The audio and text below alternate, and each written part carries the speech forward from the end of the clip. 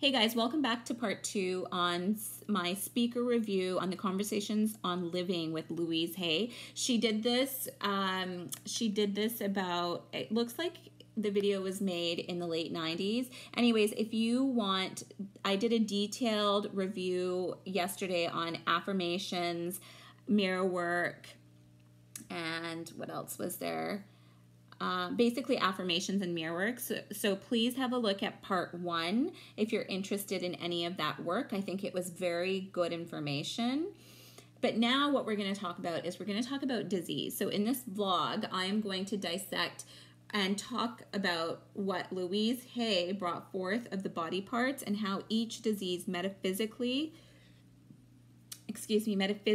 affects people's body parts.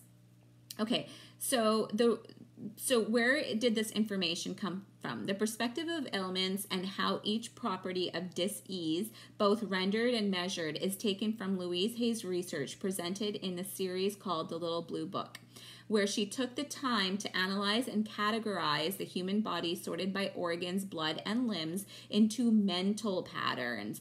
Her belief was that the body was a reflection of the subconscious mind, mainly a direct impact of our thoughts, both past and present, combined with our feelings of guilt, shame, and fear, which, if held for too long, creates disease within the body. Okay, so that's my little synopsis on the next little bit of our talk, okay? So here's an interesting fact that she found. I thought this was pretty cool. Now remember, this is from the late 80s, early 90s. She noticed some research that she was reading that 30% of patients that would visit the doctors followed instructions. Most people visited the doctor not to treat the illness per se, but relieve acute symptoms. Isn't that interesting? Only 30% of people followed the regimen that the doctor would give. The rest, 70%, only wanted to relieve the acute symptoms. Anyway, the body in relation to disease and mental patterns leading to the ailment. Okay, so this is a metaphysical representation. Okay, so what does the head represent? The head represents us. Okay, so anything wrong with our head, we are usually feeling bad about ourselves. Headaches are in validating the self, which often means making yourself wrong for something. So next time you have a headache, ask yourself, what have I done that I am putting myself down for? So isn't that interesting? She says people that have like headaches or often just feel, even dehydration will give you headaches, but you really need to understand, like, what am I putting myself down for? Because the head is a representation of us as a human. Earaches. On some level, we are not happy with what we are hearing. Children experience earaches all the time, and it's often because they hear a lot of stuff that makes them angry, but they cannot do anything about, and B, they are not allowed to express their own anger. So often earaches are because we're hearing a lot of stuff that our body just isn't aligned to or that we disagree with, but we can't say anything about. And when you're not able to express your opinions of what you're hearing, can often lead to earaches. Sores, cuts, fever, bruises, or any itis. Anger. She says it's always anger that is turned against the self. Interesting, hey? And I can understand that and appreciate that. Like any sort of cut, bruise, anything, like when we look at it, it's invading our body in a way, like in a physical way. So it's just anger coming out of your body. And anger, you may hold, like the liver holds anger, for example. But we'll get right into that. Okay, hair. Metaphysically speaking, hair is strength. Often when we get nervous, tense, or tight, so do hair follicles. The tightness is first felt in the shoulders, then neck, then over the top of the scalp and the eyes. Over time, if the tension and tightness keeps up, the hair follicle begins to die and new hair does not have the proper blood flow to grow, resulting in baldness. Isn't that crazy? So hair is a representation of our strength. And over time, if we begin to lose our power, our strength, our energy, because we are in a constant state of nervousness, tense, tightness, your hair will begin to fall out. I can attest to that. I've had my hair fall out when I had my first business. I will never forget that gym was so stressful and I lost that year so much hair. So it's just interesting. Eyes. Problem with the eyes are because there is something that we are not willing to see or afraid to see.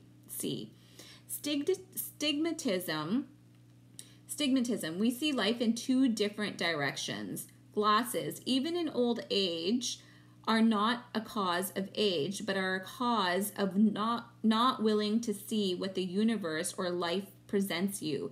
Remember, our eyes, the cells in the body, began to listen to our thoughts and hear everything your subconscious mind has been holding on to. Children with glasses, stuff going on in the family that they don't want to look at. That is interesting. Like the eyes and problems with the eyes are because we're not willing to look at different patterns in life. So you may be closed off to, you may be very opinionated, or maybe you're closed off to new ideas, innovation, and stigmatism. This was interesting to me because the universe always presents you with two different paths, and it's up to you which one you want to take. You can take the easier path or the harder path, but often if we're in our mind and our thoughts, which cause us tension, it's ego, right? Nervousness, all of that. And if we're not looking at them, we will often take the harder path. And the eyes, the body begins to give you signs that, stop, maybe this isn't the right path to take. Maybe you're not seeing anything. Maybe you're not looking at something you should be. So I thought that was insanely interesting. All right, the mouth is the capacity to break down ideas for analysis and decisions and discrimination, and taste like you would your food. Interesting.